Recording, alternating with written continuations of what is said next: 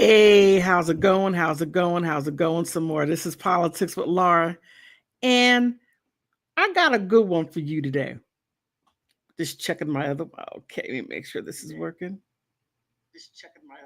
All right, looking at my other program, making sure everything is all right. As we sit up north, oh man, I got a rough one for you, and I'm going to do my very best to present it in a way to where it doesn't get my channel taken down. But here.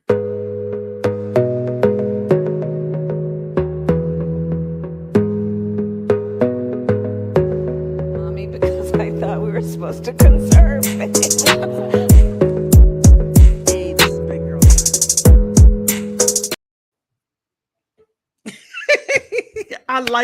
I like the instrumental. I say it all the time, but I do.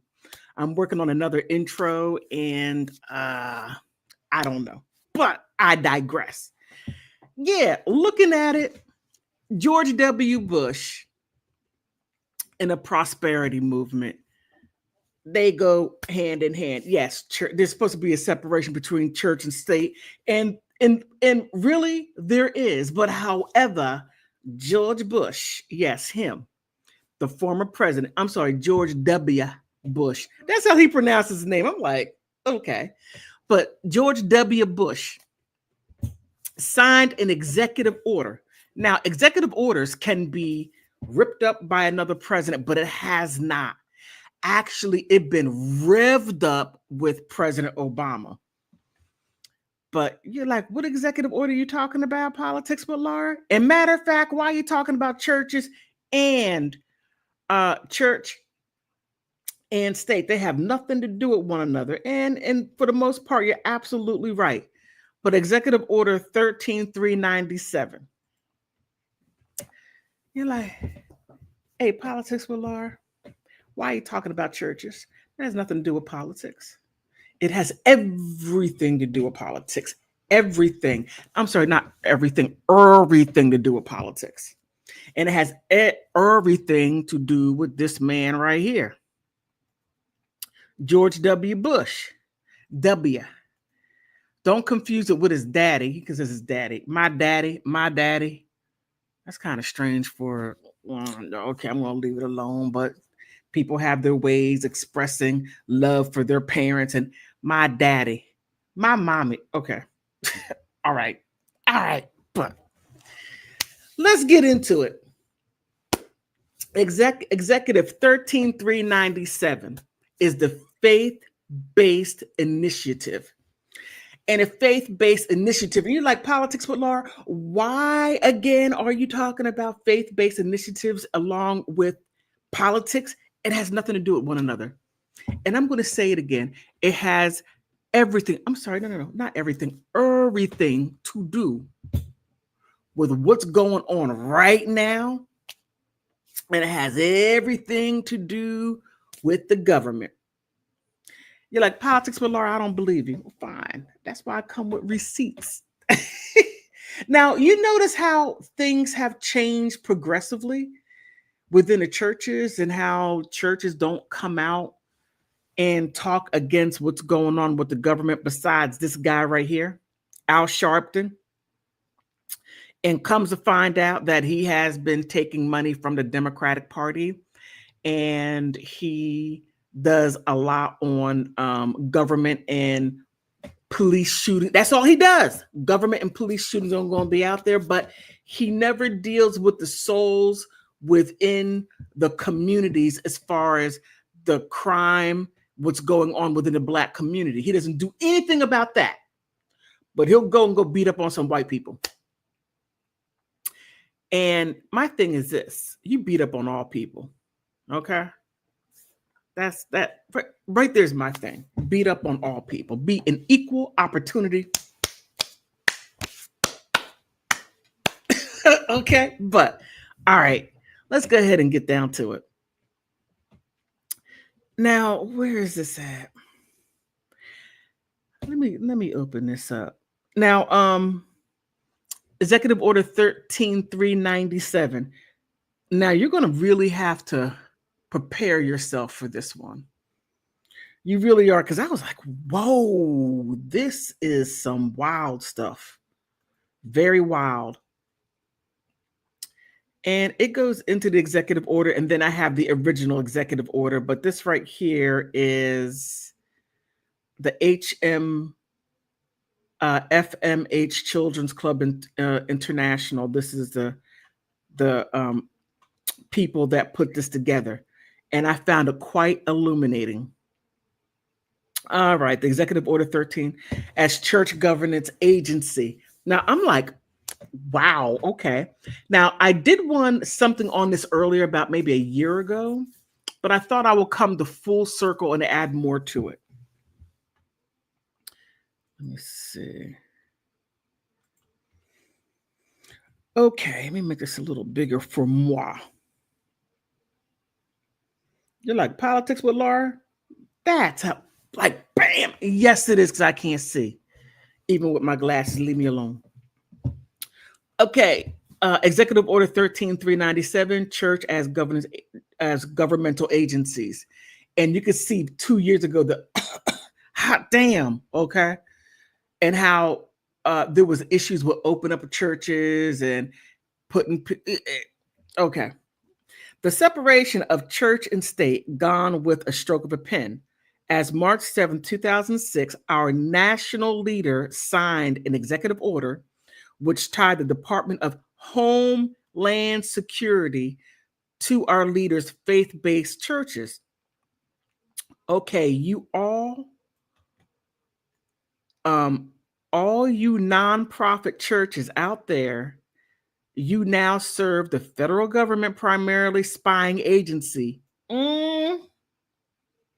That is now your primary function. You are now and officially the organization den of thieves. I'm like, that's a bit much. And you probably think, hey, politics with Laura, why you start off with that? Okay, I'll show you why. Here. The executive order responsibility of the Department of Homeland Security with respects of faith-based and community initiatives. Okay.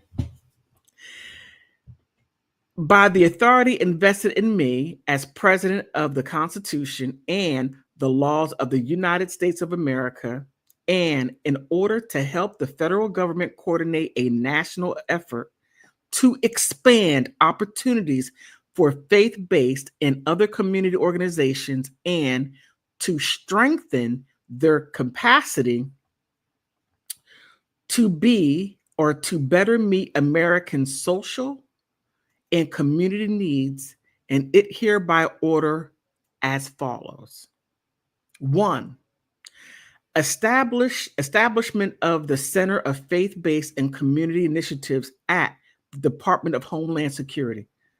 All right, you're probably thinking, yeah, it started at the Homeland Security. So everything that you do within the places that you is done there. All right. Okay, Section 1A. The Secretary of Homeland Security, the Secretary shall establish within the Department of Homeland Security a Center for Faith-Based and Community Initiative Centers. You find that interesting? B, the center shall be supervised by director appointed by secretary. The secretary shall consult the director of the White House of Faith-Based and Community Initiatives, WHOFBCI director, prior to making such appointment. 2, the Purpose Center.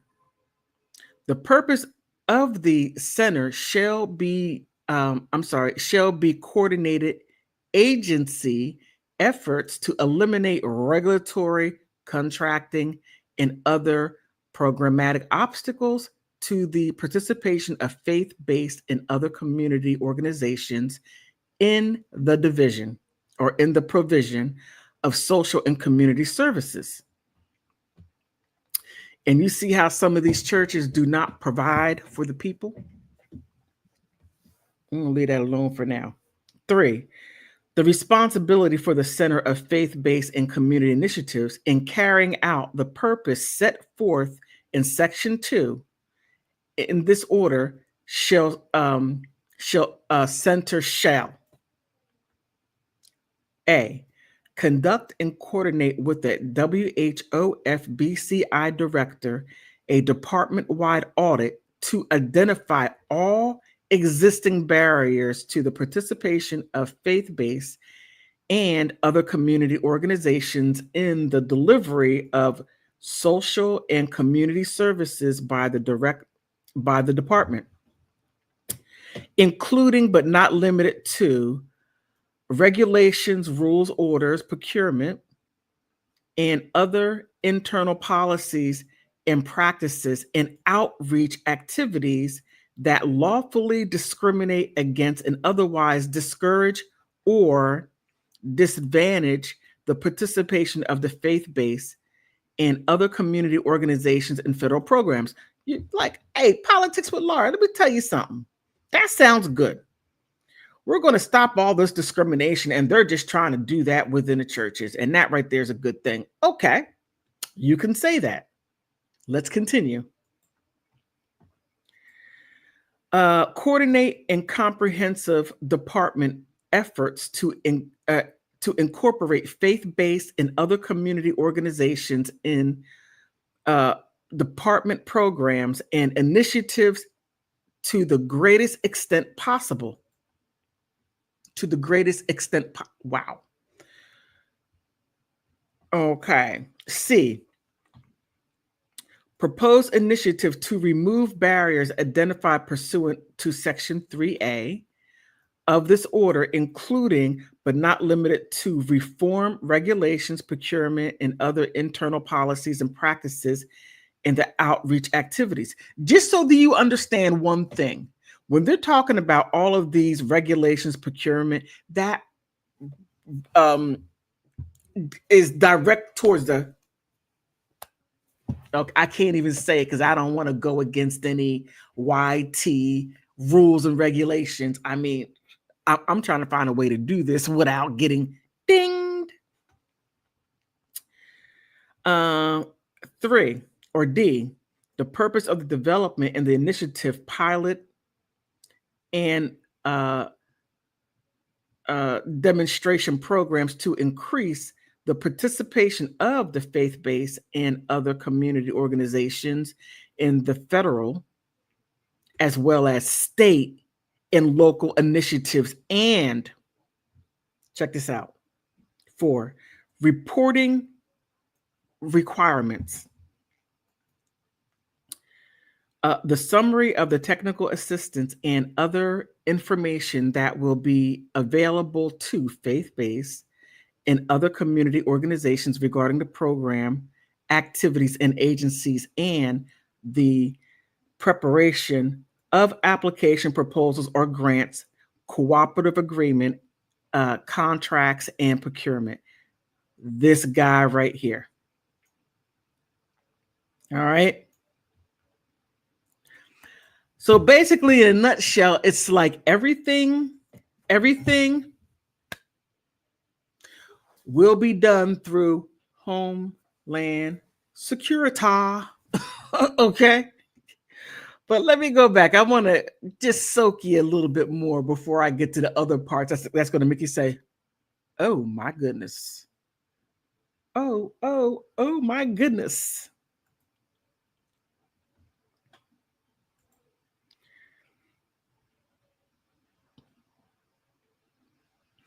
All right. Now this person gets very passionate. It says, I will feel sorry for the pastors, ministers, priests, rabbis, except for the fact that I just can't and won't. How stupid and positively corrupt can you be to take money in exchange for the manipulation of your flock of idiot sheeps? Oh, man. To the national slaughter and then you will also spy on your flock and privately and provide reports to your new master. But let me go into let me see, what do I want to say this? No, here. Nor do I want to write about this sickening topic because I appeal to um to the Christian people to, one, ask your church leaders, ask the leaders if they are faith-based funded, and two, to leave those places and start a home-based steeple. How your friends and family members, and do not support the executive order Department of Homeland Security steeples with your presence or your moolah. You are being manipulated and reported upon, guaranteed. So I'm going to leave that right there. I'm going to see if I can put this into my section.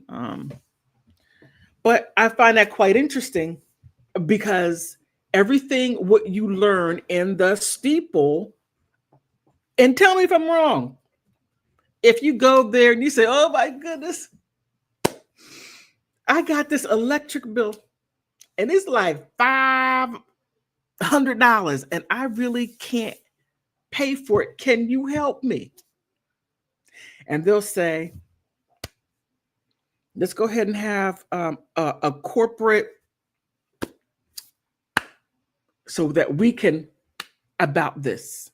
We can to make sure that your electric doesn't get cut off, but please make sure you pay your tithes. The churches have have gotten to the point where they really don't help people. Period. They sit there and do stuff like this. They do stuff just like this. Uh-oh.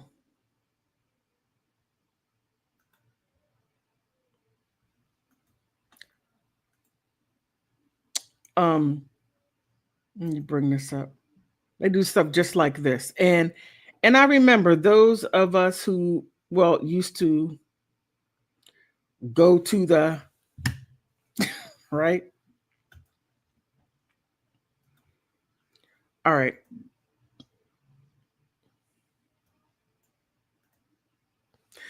Now watch. You used to sit there and have all those people and you would sit there and deliver a word, but now you got people running all over the place, jumping all over the place, dancing on the ground. And you're probably thinking, hey, politics with Laura. You can't do that. You can't talk about that. I mean, that right there is sacrilege. Well, really? Really? When it's all coming through Homeland Security? Right? And there's nothing in there talking about saving people's souls. Nah. Putting money in your pocket. Yeah. It's all about putting money in the pocket, but it gets deeper than that. It gets deep. You're like, I was like, whoa, okay. All right. It gets deeper. Yes, it does. Let me see. I already did that. Let me open that up. Now here. Oh, man.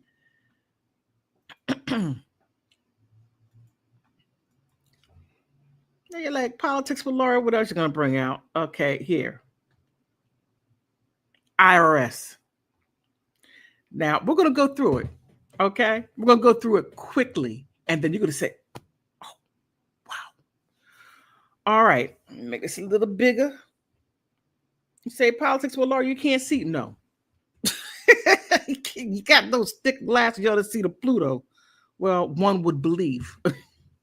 But here, the term church is found but not specifically defined. Now, anything dealing with the IRS must have a definition, one would think, right? No. Okay, in the Internal Revenue Code, with the exception of special rules for church audits, the use of the term church also includes to conventions, associations of churches, as well as integrated auxiliaries of churches. Certain characteristics are generally attributed to churches. These attribute to the churches or the church that have been developed by the IRS and by court decision. They include, you can't make that up. You can't. Now look at these categories to where they use. Distinct legal existence. The recognized creed and form of worship. The definite and distinct ecclesiastic government. Formal code of doctrine and discipline. Distinct religious history. Membership not associated with other churches and denominations. You know how you go to your place to where you, okay, and you fill out a membership, and now you're a part of that individual church, right? But no other ones. You might have the same a sister church or a brother church, but you're only a part of that one right there. Your membership is only to that one and not any other. Don't you find that a little interesting? Okay. Organized or ordained ministers. Okay. You can't make this up. Ordained ministers selected after completing prescribed courses of study.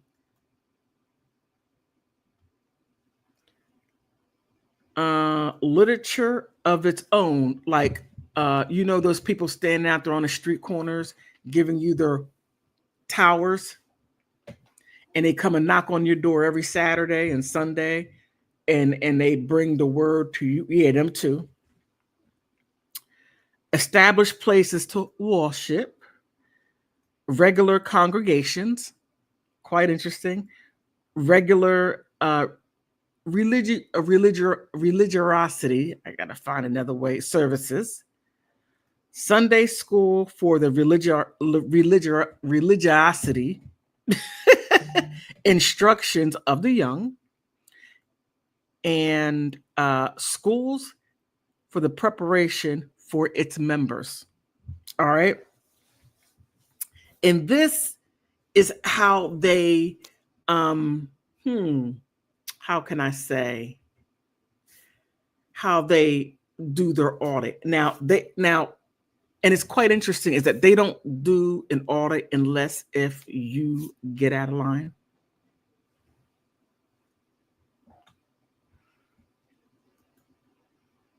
All right, let me come out of this right here. And let me get rid of this. But I want to come back to something.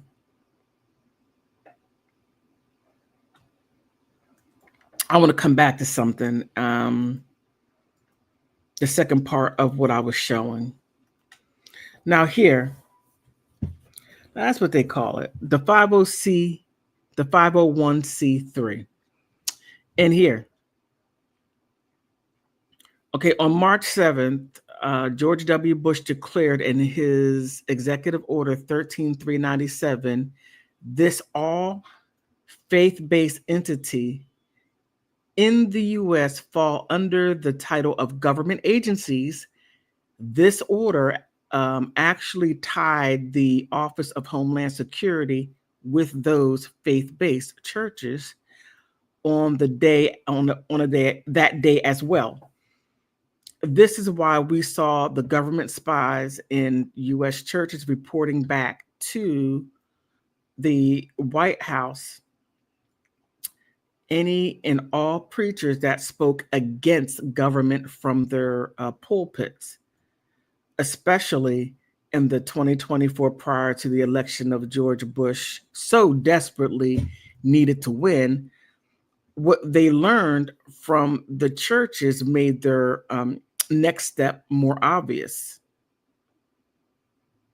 move obvious, I guess maybe more obvious, since now they know the majority of people aware that they're aware of what they're up to. It is also the government's job to stop negative speaking preachers so that they can so they can calm the storm they themselves have generated and created a false sense of security as well as peace and safety. Look up that peace and safety in the Holy Scriptures. Okay. Since the preachers and these churches haven't bowed to the government strong arm, the government had to pull the ace that they had up their sleeves. Then Robertson's rallied in D.C. with 1,500 supporters backing back in 2022. I'm sorry, 2002. He created an obvious need for the power to do as he, Rome, wanted all along. Quite interesting. Few preachers here, and they're speaking out, is the big problem. Rome knew this and needed a way to make the problem worse. So to ensure that the long desired agency or the long desired agenda, so Robertson called upon to fan the flames so as to make those in DC wake up and start pushing the strict agendas against the churches. Let me see, but the one I really want to get to is to where it is. This it? Okay, here.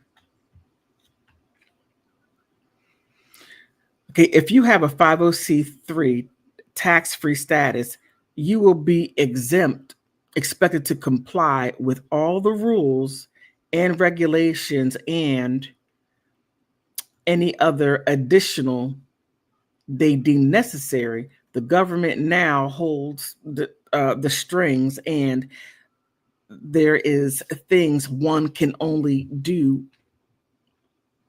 There isn't a thing one can do about it. If you do not agree in any way, shape, or form with the government, you will lose your tax-free status and be investigated to the point where all previous years a tax-free entity will be audited and eventually rescinded. Then you, the church board, and anyone else associated with the church is in the decision of making process that will be liable for back taxes, exercise taxes, as well as penalties that will literally shut you down. Here, in short, if you are a church 20 years and are found at fault, you will be financially ruined and forced into bankruptcy. The truth is, they already tested in this recently in November in 2021 as to educate themselves by the problem obtained by annihilating the churches. So, and I'm going to leave it right there because it goes on. Oh, wait a minute. Do I need to?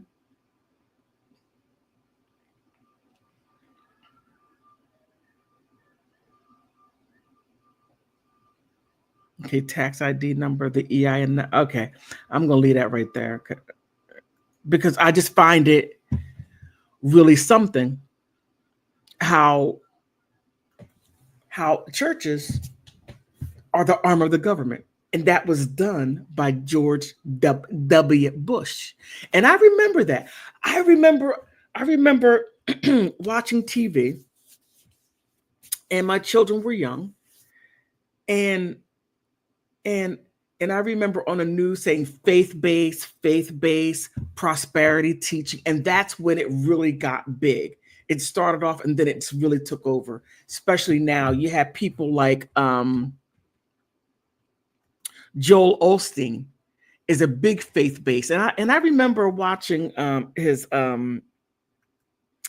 watching one of his shows, and show, that's exactly what it is, this show. And he was saying how he was able to get $5 million to build this church, and he prayed, and then the interesting part is what is like when you talk to him, he says, "Oh, I'm not a preacher, and I do charismatic." I mean, I'm like, whoa, have all these different branches within religiosity. You can't make this stuff up, but it's all tax based, and they keep the money, and they just do whatever they want. And here's another one. Where's he at? Where's Creflo O'Dollar? The Creflo O'Dollar, yeah, he went to jail. Same with Joel Osteen. I guess maybe he didn't want to continue on, and it doesn't happen like that. But here's a one that really got me. He's affiliated with the churches, and same with Kris Jenner. She has a church. You can't make this stuff up.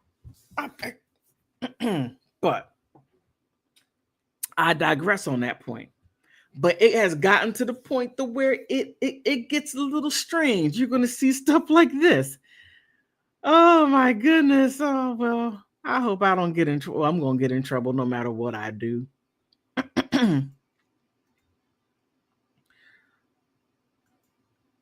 Okay, stuff like this. You say politics with Laura, stop making fun of people. I'm not making fun of people. This is what they do. Uh-oh. And they get to. No, I walked out of churches like this, religiosity like this, and look, make no bones about it. It doesn't matter if you go to a white church or a black church; it's going to be like that, running and all over the place. And normally you have, what are they, the praise dancers? But that right there was done specifically. Okay, let me go ahead and take this down. Specifically for that reason. And you have all of the dancing, and dancing and the music, and in the Holy Scriptures it says you should not do that because you're going to take away from the word. Oh my goodness. George W. Bush, you are crafty. And now that I find, and keep in mind, this is an executive order. Now, the next president, that was Obama, could have taken the executive order and ripped it up, like when Trump in 2020, when he didn't win, what was the first thing Joe Biden did? He ripped up the executive orders. That's exactly what he did. But no one has ripped up the 13397 executive order. They didn't. But I found this quite interesting. And I'm sitting here wondering, do I want to even play it? Because this is quite provocative, and it talks about the LGBTQ. And this pastor, what is his name? Did I bring that up? Okay, wait a minute. I think I did. No, I didn't. Oh, man.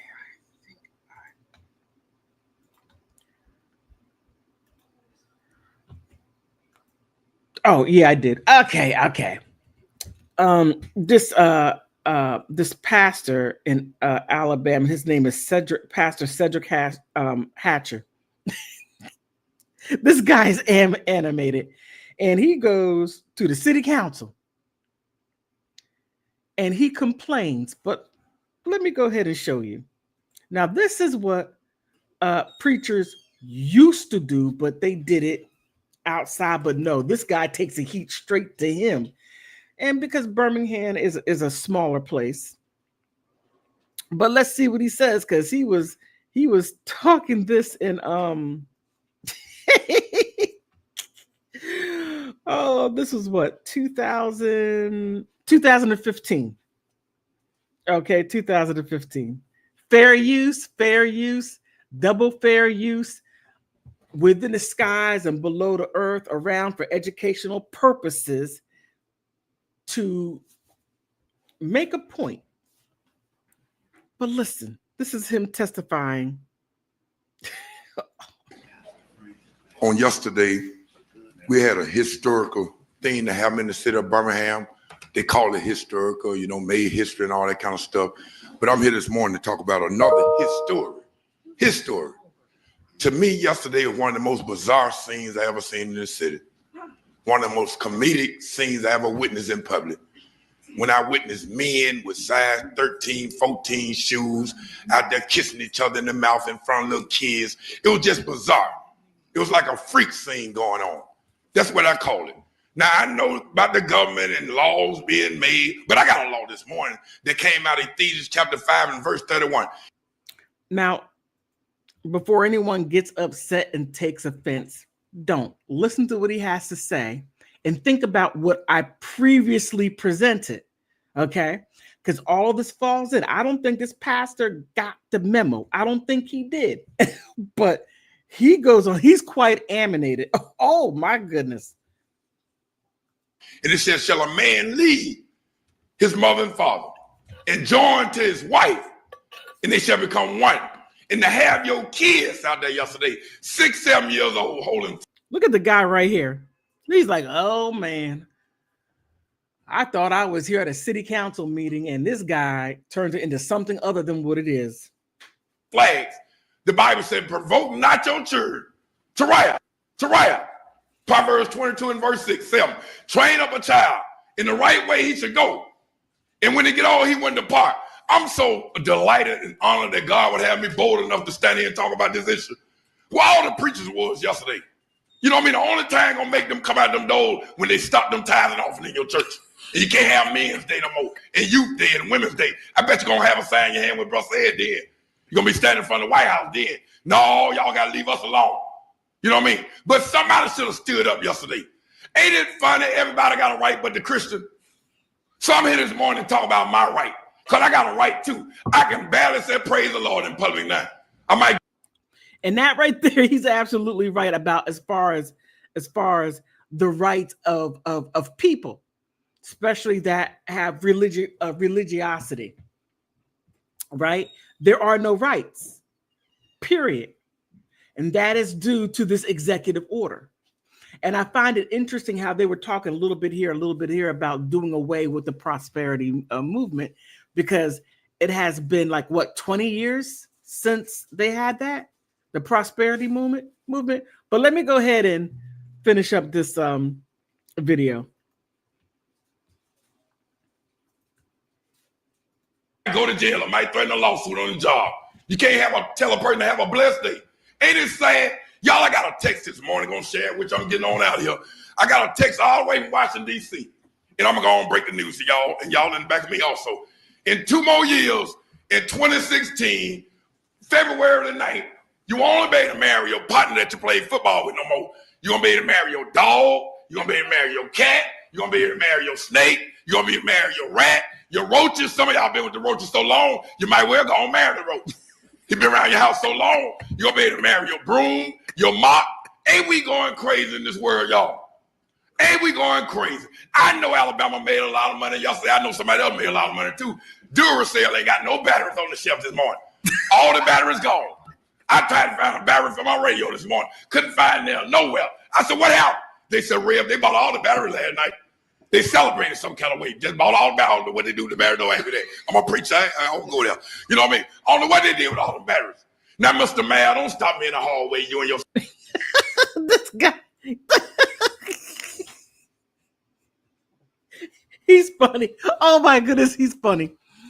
But what he's saying, if you're able to get by him being funny within his delivery, because he seemed to be very...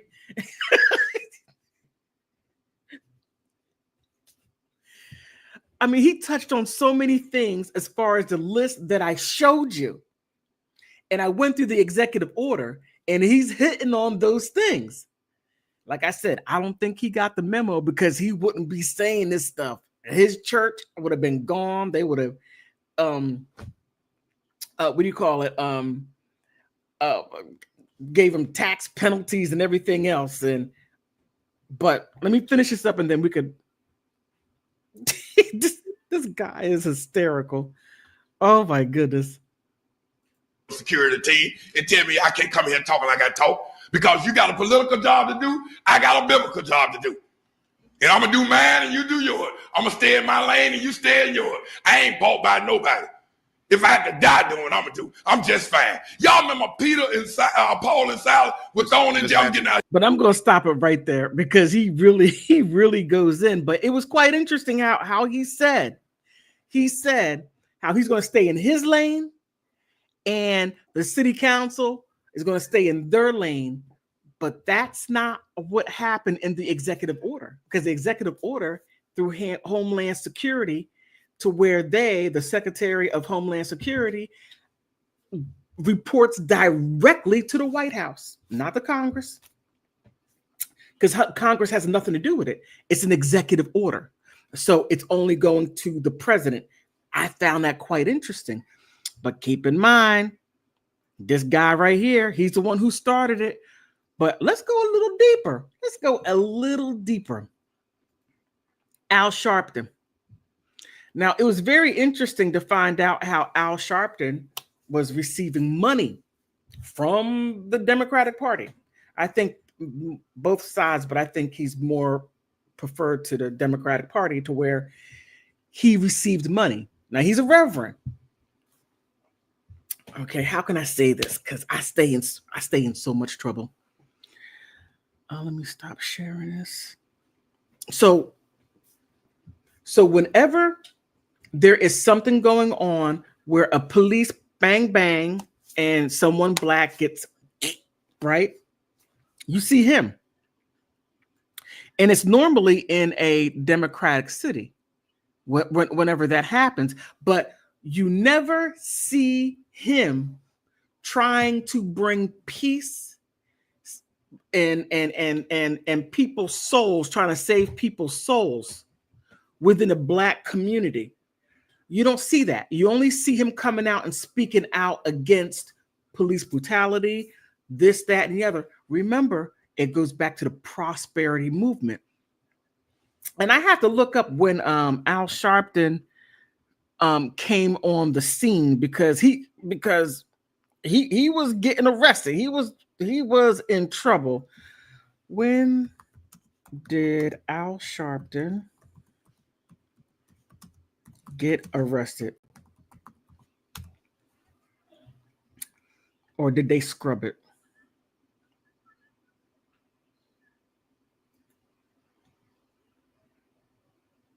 I mean, he really had some issues. All right. Do I want to? Okay, let me add this. I'm sorry, I don't mean to be talking like that. That makes bad for a video. So Al Sharpton, let's take a look at him.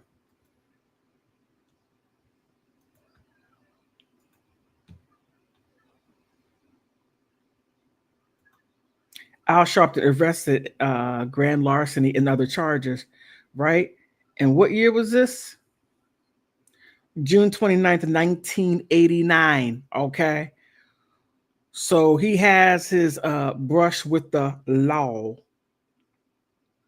And here, the maverick minister and the flamboyant civil rights activist Al Sharpton was arrested Thursday on charges of stealing some $250,000 in donations he received as head of the National Youth Movement Authorities. Now, this right here occurred before, right? So he was ahead of his time. Okay. The outspoken rotund Brooklyn preacher also was indicted on income tax charges on Thursday. So here, Al Sharpton, who gained national attention and an advisor to the Tawana Brawley case, pled innocent in his arraignment in the state Supreme Court in Manhattan in the youth movement case. Wow, Al Sharpton was named in 67 count indictment stemming from his role in the Black youth organization he founded at the age of 16. The charges include grand larceny, scheming to defraud, falsifying business records. If convicted of the top count, second degree grand larceny, Al Sharpton could face up to 7 years in prison. Now, did he go to prison? That's the next thing. All right, let me find out. Did Al Sharpton go to prison? So, I mean, we really got it. And I gotta say, Al Sharpton fell beautifully within the prosperity, the faith-based prosperity movement. Let me see. Did Al Sharpton go to jail? That is what I want to know. Did Al?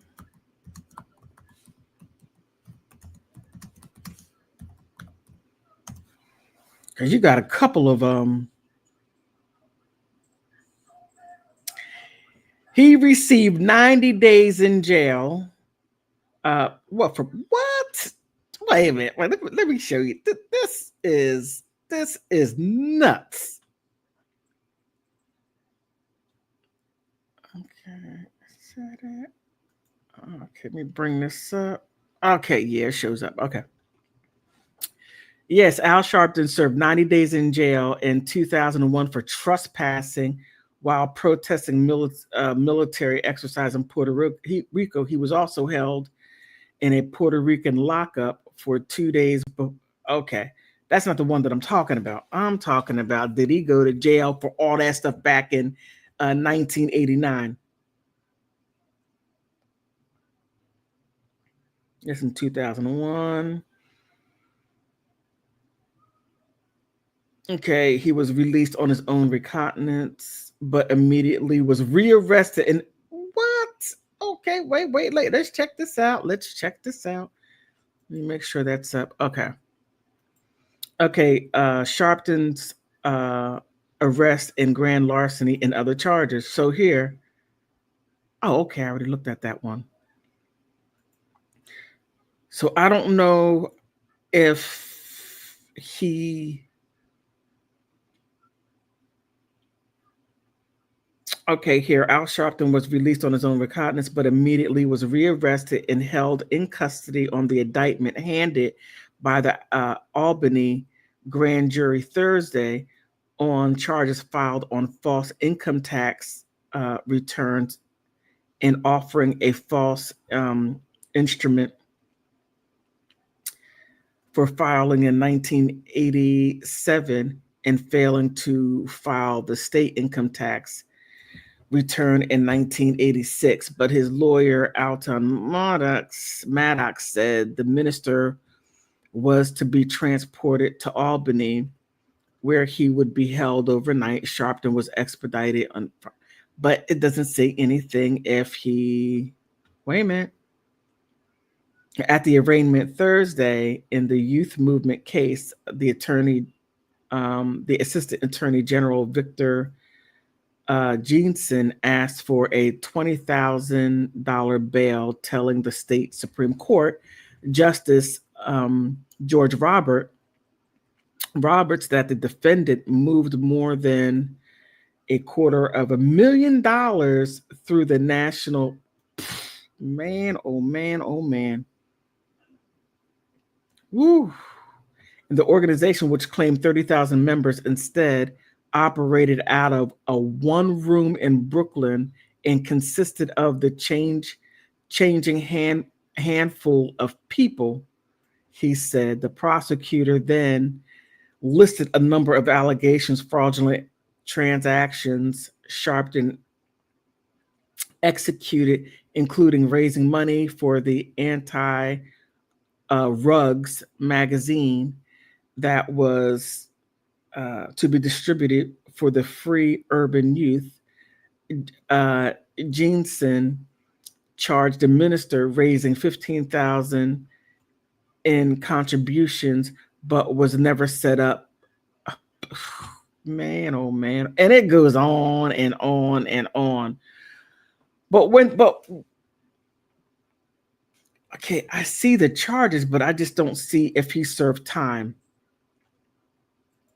That is just outrageous.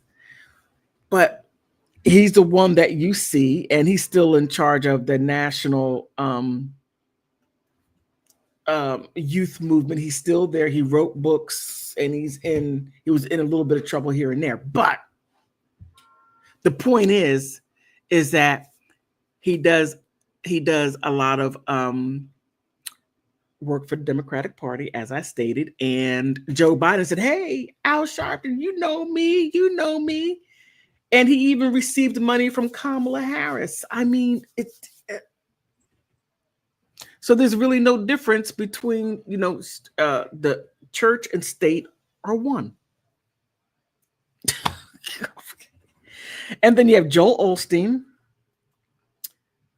Didn't Joel Osteen go to prison? Didn't he go to prison? Wait a minute. Joel Osteen, didn't he go to prison? It seems like that these guys are just going to prison. Did Joel Osteen go to jail? Uh-oh. No. Uh-oh, go to jail.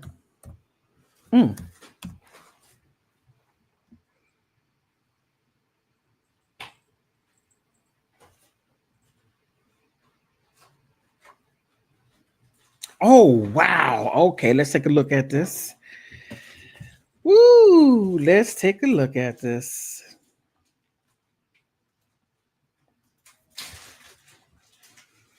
Okay, and this was 3 years ago, well within the time right here. Now, as long as you teach prosperity, you won't have any problems. But if you start going a little extra, okay, Joel Osteen stolen 600,000 found. Let's see. That's a good. Oh, that's under Reddit.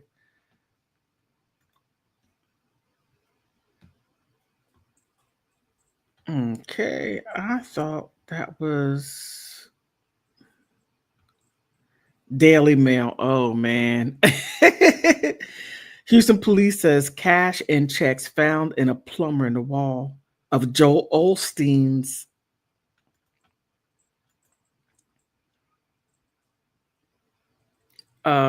Lakewood Church are connected to a 2014 heist when $600,000 went missing.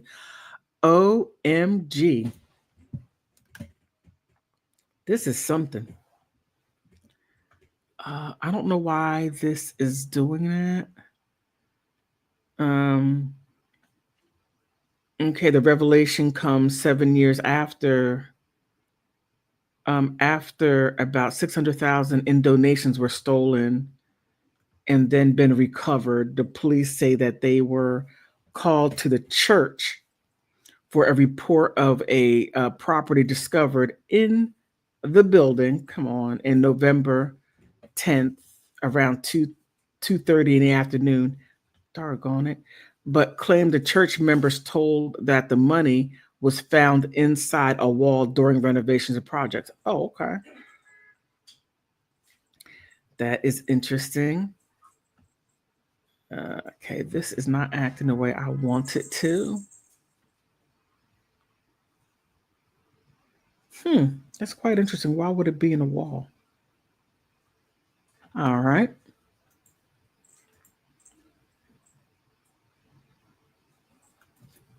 But that executive order 13397 is what set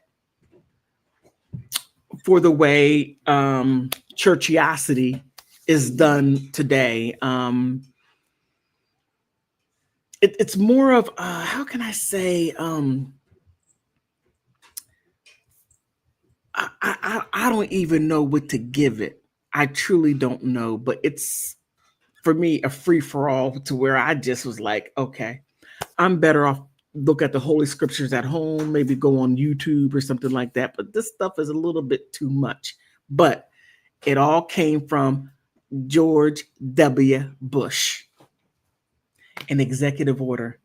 And all the presidents, every single president after George W. Bush had the same briefing, and whatever the churches do, they know about it.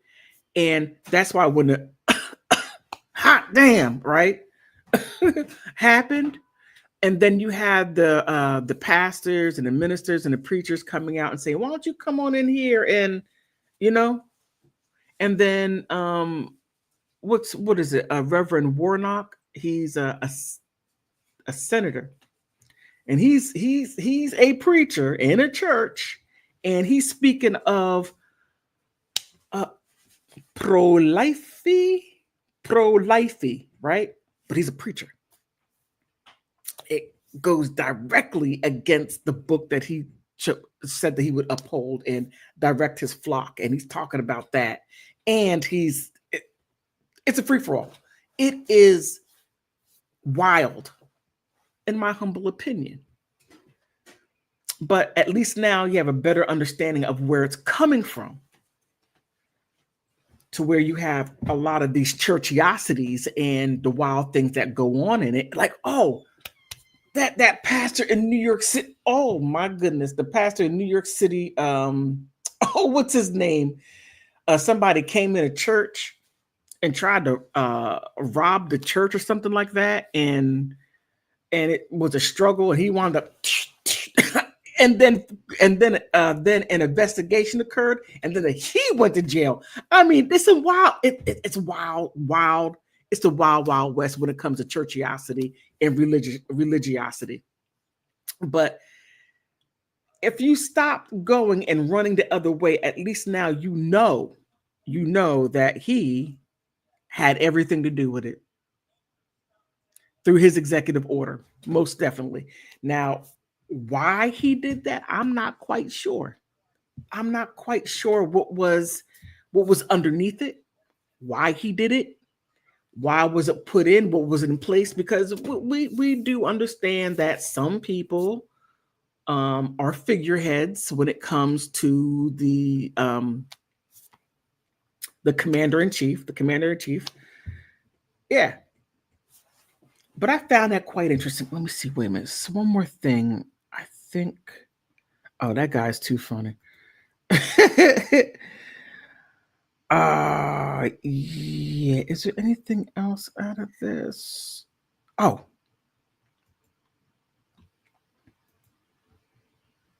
Okay, let me get rid of that right there.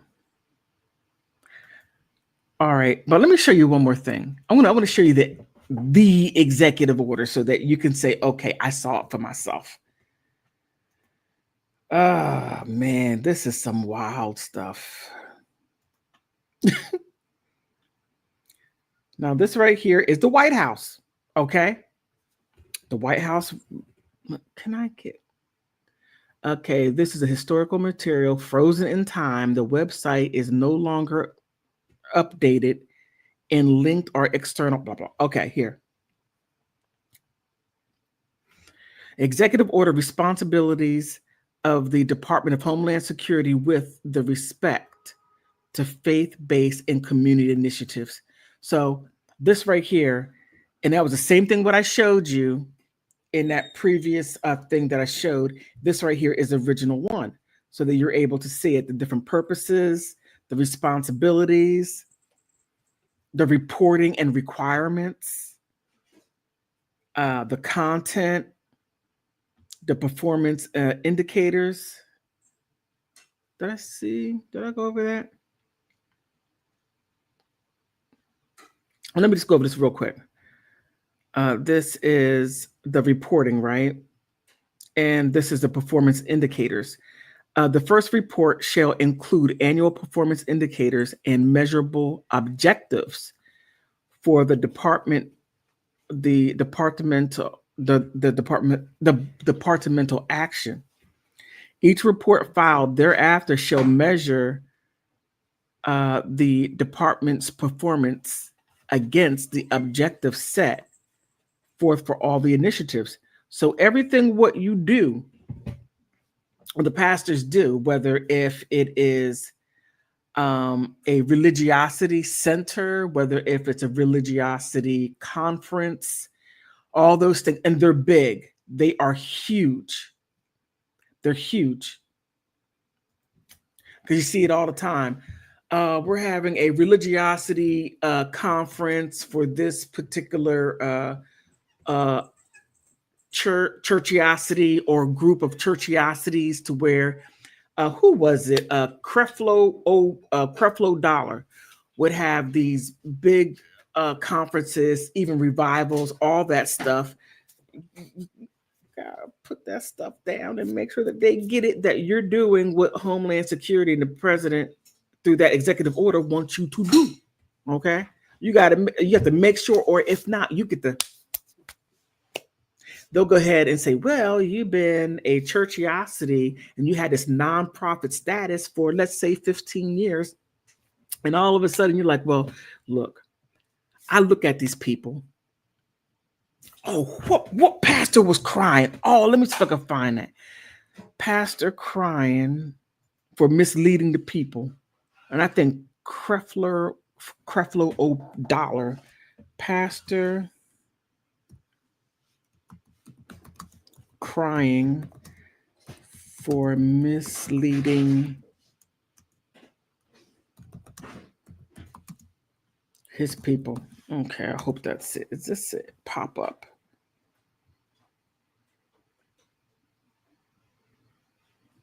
This was a while ago. Doggone it.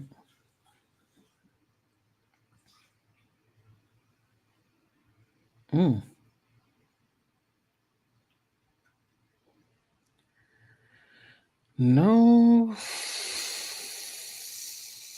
Man, oh man. Okay. No. Okay. Wait a minute. 7 minutes ago, TD Jakes breakdown after new. Oh man. Now this TD Jakes is a prime example, but I can't seem to find it. So I can't seem to find it. So let me not worry about that too much. But let me see the. Okay. And here you see George W. Bush White House, March 2007. And that is when Barack Obama came in. Okay. When he became president. And then Barack Obama also took it to another level. To where at that time churches were to, okay, wait a minute. People would say, hey, I could come as I am, but churches will take you as you are and then clean you up into the image of the Most High God, right? But that's not what they're doing. You could come as you are and then stay as you are, talking about you have all this grace. That's not what the book says. It doesn't say that. That is what Homeland Security through the White House is telling the preachers to say, while people continue doing the same thing over and over and over again in perpetual sin. Perpetual sin, saying, but I'm saved by grace. God knows my heart. Yeah, your heart's wicked. Okay. He knows. That's why he gave you all those commandments. Because he knew you. But and this is no laughing matter, but it's so eye-opening. It's like now a lot of things that I see make sense. A lot what I see makes complete sense. And that's one of the reasons why I stopped going. I'm just like, I'll open up my book, I'll go on YouTube, and I'm just not going to go into the brick and mortar because it's not, I just don't see me sitting there jumping. If I come across churchiosity like that, I walk right out. You're just jumping up and down and the band playing and you're sitting there. Now I gotta go. I could go to a nightclub. Okay. I could go to a club and do all that dancing, but that's what it turned into. And we have been led astray by the people that were supposed to put our souls first and to get us where we needed to be to reach. The fact that I can't even say it is a problem. I mean, it is just too much of a problem. But all thanks to this guy here. And you got people like him, that degenerate. And you got this guy right here, Pastor Youngblood. Man, between him, I can't even bring up TD Jakes. I try to bring his picture up and all the wild stuff he's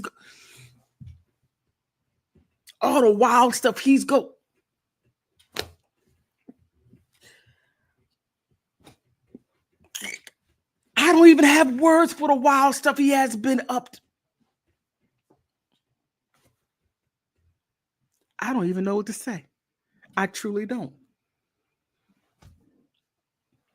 And him, Kris Kardashian, Steve Harvey is he's also a pastor too. What's his name? Tyler Perry. He's an ordained pastor as well. He put his hand. Who did he? Was it TD Jakes that he put his hands on after you got exposed for going to the Fricka office with P. Diddy, and he put his hands on? I mean, and Tyler Perry was there too. I mean, I gotta say, he did his job well. He did his job well. Destroyed people. But it's not only in within the Black community, it's all over. Okay. Just understand this. And people, please understand this. When it comes to wrong has two hands. Okay. You could do wrong the wrong way and wrong the right way. If that makes any sense to you. But that is what we see. And you can't make this stuff up. You truly can't.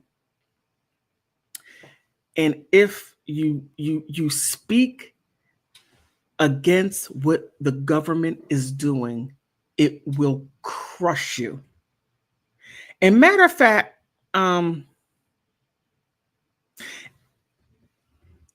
if you do go to churchiosity, ask.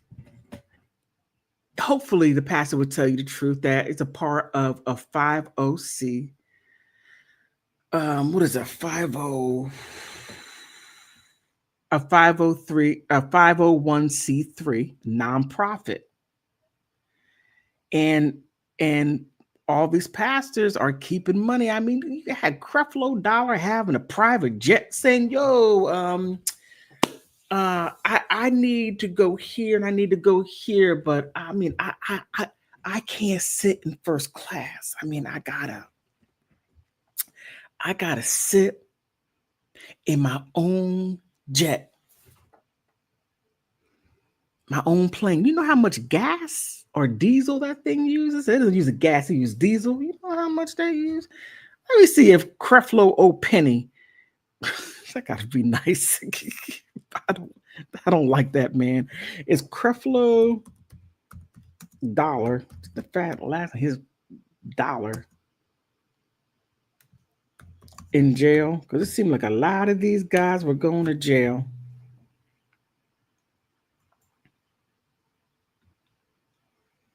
Okay, no, not a YouTube. What? Oh, okay. All right. Creflo O'Penny did get in trouble.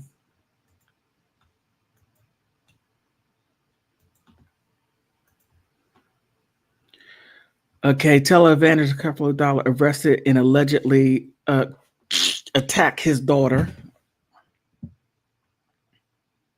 Wow. Fayetteville, Georgia, Creflo Dollar, founder of the Pastor of the World. Whoa. A pastor of World Changes Church International was arrested early Friday on charges of involving putting his daughter in a chokehold. He was taken into custody in Fayetteville home, charged with simple battery and cruelty to children. The daughter's daughter called police and said that her father attacked her after they argued about whether daughter could attend a party. Wow. The report says that the daughter alleged that that Dollar choked her, then threw her on the ground, punched her, and hit her with his shoe. Then responding officers noticed scratches on his daughter's neck near her throat. The daughter then said that her father gave her the scratches during the fight. Okay. All right. I'm going to that right there. I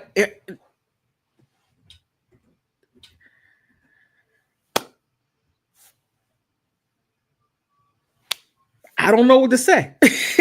I don't know what to say. I mean,